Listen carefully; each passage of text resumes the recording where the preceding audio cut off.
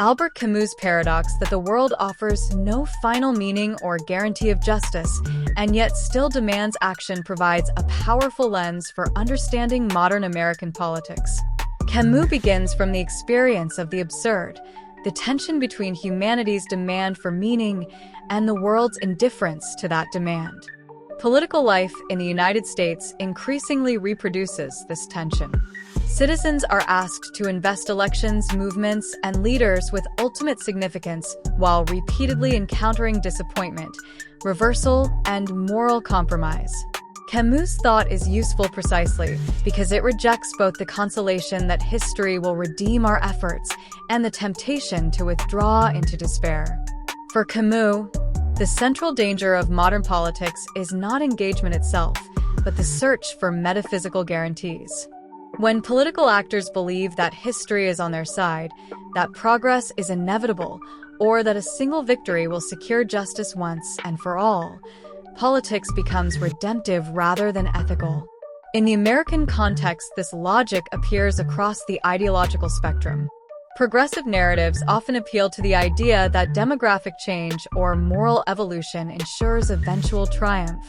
Conservative narratives frequently invoke a lost moral order that can be restored through authority or tradition.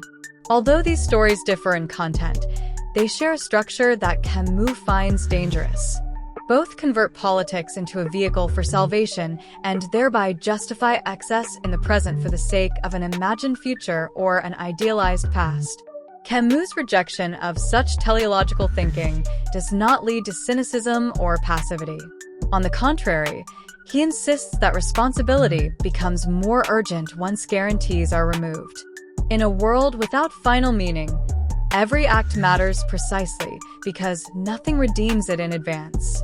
Applied to American politics, this means that injustice cannot be excused by appeals to long-term progress, nor can cruelty be justified by the claim that the stakes are existential. Camus' insistence on moral limits stands in sharp contrast to a political culture that increasingly treats opponents as enemies and treats compromise as betrayal. For Camus, once a movement allows itself to dehumanize others, it has already lost the moral ground it claims to defend. Equally important is Camus' critique of despair. Disillusionment in American politics often presents itself as sophistication. Voter apathy, ironic detachment, and the claim that all institutions are irredeemably corrupt are framed as realism. Camus identifies this posture as another escape from responsibility. To declare that nothing can be done is to absolve oneself of the burden of acting under uncertainty. Despair may protect the individual from disappointment, but it abandons those who continue to suffer under injustice. In this sense, cynicism is not morally neutral. It is a refusal to share in a common world. Camus offers instead a politics of revolt without illusion. Revolt, for Camus, is the sustained refusal to accept injustice while simultaneously refusing to lie about the conditions of action. It does not depend on faith in inevitable progress or on the promise of final victory. In the American context, this would mean voting without believing that elections will save democracy once and for all, organizing without expecting permanent success, and defending institutions while acknowledging their fragility and flaws. Such engagement is quieter and less intoxicating than redemptive politics, but it is also more honest. This stance is deeply uncomfortable in the United States because American political culture is saturated with quasi-religious expectations. Campaigns are framed as apocalyptic struggles, leaders are treated as saviors or demons, and political participation is often asked to supply meaning that religion, community, and shared narratives once provided. Camus refuses all of this. He denies that politics can bear the weight of ultimate meaning, and he denies that history will forgive our moral failures. What remains is a form of solidarity grounded not in destiny, but in shared vulnerability. The image of Sisyphus is instructive here. In Camus' famous reading, Sisyphus is not redeemed by success, but by lucidity. He knows the rock will roll down again, yet he continues to push. The American citizen increasingly resembles this figure. Progress is reversible, rights can erode, and victories are fragile. To act politically with Camus is to accept this condition without resignation.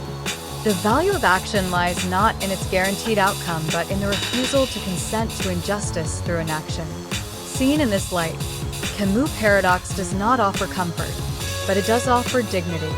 It insists that political action is worthwhile even when it cannot promise success, and that moral integrity matters even when history does not reward it. In a moment when American politics oscillates between messianic hope and corrosive despair, Camus points toward a third path. It is a path of engagement without illusion, resistance without hatred, and hope stripped of fantasy. Such a politics does not save the world, but it preserves the humanity of those who continue to act within it. The question of moral compromise becomes unavoidable once a political cause claims existential stakes. When the survival of democracy, the nation, or humanity itself is said to be on the line, ordinary moral constraints appear negotiable. Camus treats this move with deep suspicion. For him, the moment a cause authorizes injustice in the present by appealing to catastrophe in the future, it has already crossed an ethical threshold. He does not deny that situations can be tragic or that choices can be forced under pressure, but he insists that necessity never transforms wrong into right. At most, it renders guilt unavoidable. The danger arises when actors refuse this guilt and instead redescribe compromise as virtue. Camus' central claim is that moral limits are what distinguish revolt from domination. Once those limits are abandoned, the cause may survive, but justice does not. This position becomes clearer when contrasted with Hannah Arendt's account of responsibility. Arendt, like Camus, was shaped by the catastrophes of the 20th century and rejected historical determinism. She insisted that individuals remain responsible for their actions even under conditions of extreme pressure. Her analysis of totalitarianism emphasizes how evil often arises not from monstrous intent, but from the abdication of judgment. Unlike Camus, Arendt places less emphasis on rebellion and more on thinking, judging, and appearing before others in a shared public world. Responsibility, for her, is inseparable from plurality. To act politically is to act among others who can question, contest, and remember what one has done. Where Camus stresses moral limits, Arendt stresses accountability. Camus worries about causes that justify killing in the name of future justice. Arendt worries about systems that dissolve personal responsibility into roles, procedures, or historical necessity.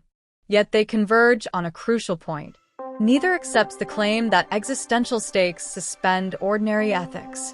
For Arendt, the claim that one had no choice is itself morally dangerous because it erases the space of judgment. For Camus, the claim that the end redeems the means is equally dangerous because it converts human beings into instruments. Both thinkers insist that politics remains a human activity, not a metaphysical struggle that absolves its participants. The contrast with Marxist narratives of progress is instructive.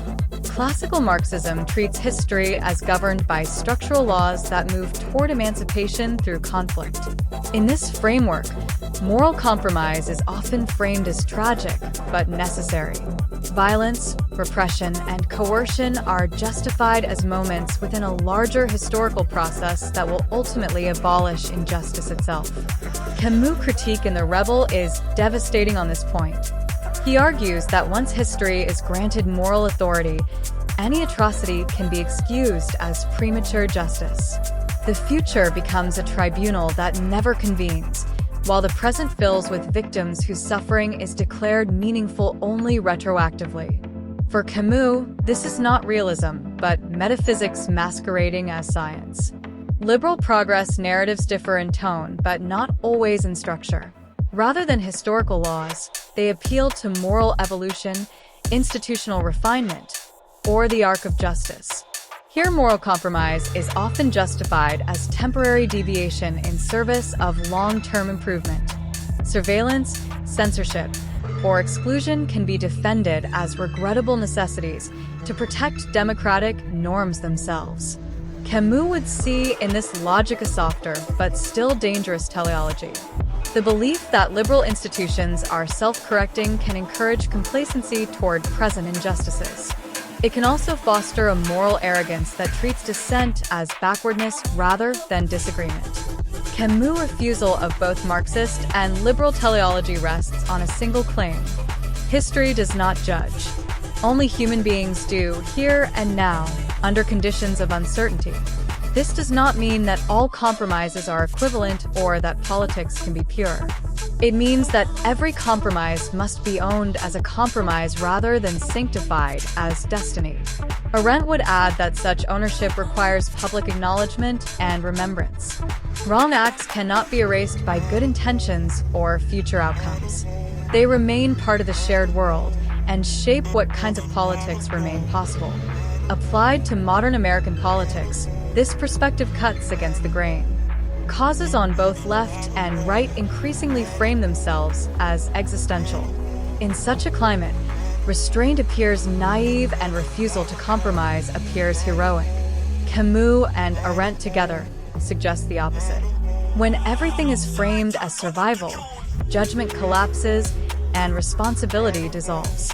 A politics that cannot admit wrongdoing in its own ranks, or that cannot recognize the humanity of its opponents, is already drifting toward the very forms of domination it claims to resist. The hardest implication of this view is that moral compromise may sometimes be unavoidable, but never justified in the strong sense. It can be chosen under duress, acknowledged as tragic, and judged as wrong even if it seemed necessary at the time.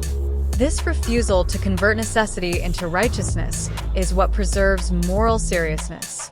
It prevents politics from becoming a theater of absolution and keeps open the possibility of repair, remorse, and restraint. Camus' contribution, then, is not a program but a warning. Arendt's contribution is not a utopia but a demand.